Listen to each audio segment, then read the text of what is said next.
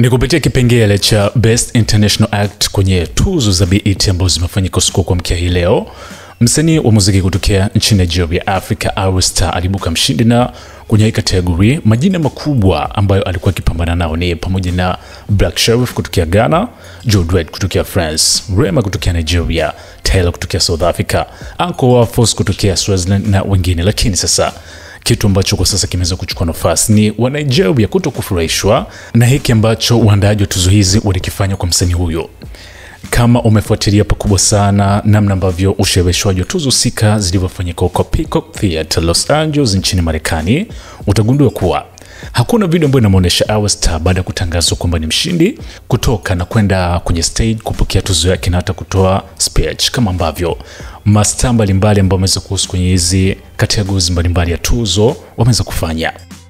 Imeelezwa kuwa ama imethibitishwa kuwa Ayra Starr licha ya kutangazwa ama kuthibitishwa kuwa alibuka mshindi kwenye kategori ya Best International Act, alipatiwa tuzo hii backstage. Yani kinachomaanishwa hapa ni kuwa alipatiwa tuzo hii kabla ya tuzo husika kufanyika.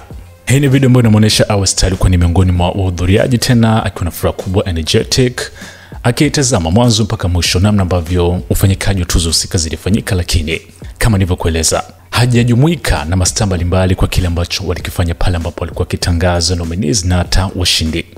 Sasa wa Nigeria wameweza kupinga ama wameonyesha kutokufurahishwa na hili pakubwa sana, ukizingatia miaka ya zamani hiki ni kitendo ambacho wasanii wa Afrika walikuwa kitendewa katika tuzo za BET, and kuna baadhi ya wasanii kama Wizkid na hata Fuse ODG walipowahi kutangazwa kuwa ni washindi waligoma kwenda kuzipokea tuzo hizi yote tu, wakidai kuwa wasanii wa Afrika wathaminiwa hasa kwa kupatiwa tuzo hizi backstage. And baada ya hapo sasa, mwaka 2018 Davido akawa msanii wa kwanza kutokea Afrika alipoibuka mshindi kwenye tuzo hizi kwenda kujumuika na mastaa mbalimbali tena kwenye main stage na hata kutoa speech. So hivyo tu Burna Boy mwaka uliofuata ni mwaka 2019, mwaka 2020 na 21 alipoibuka mshindi katika tuzo hizi. Mama yake alihusu on stage baada ya kupokea tuzo husika. Upande wa Thames pia kwa mwaka 2022 alipoibuka mshindi. Burna Boy mwaka 2023 kwa hivyo na same kwa Taylor kwa mwaka 2024, lakini kwa Ayra Starr mwaka 2025 akibeba Afrika kwenye tuzo za BET imekuwa ni tofauti kwa tuzo husika kupatiwa backstage, na mashabiki ama wa Nigeria wameweza kuchukizwa na hili, huko wengi wakisema kuwa huenda kile ambacho kilikuwa kikifanyika miaka zamani wanakirejesha kwa sasa.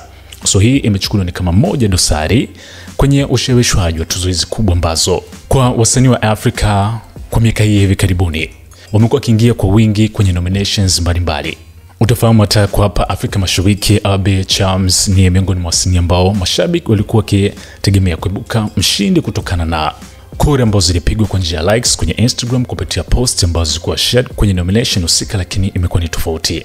Ayra Starr pia alitangazwa kama mshindi kwenye ukurasa wa Instagram wa BET, lakini hakuna video ambayo inamuonesha kwenye main stage akipokea tuzo hiyo na hata kutoa speech.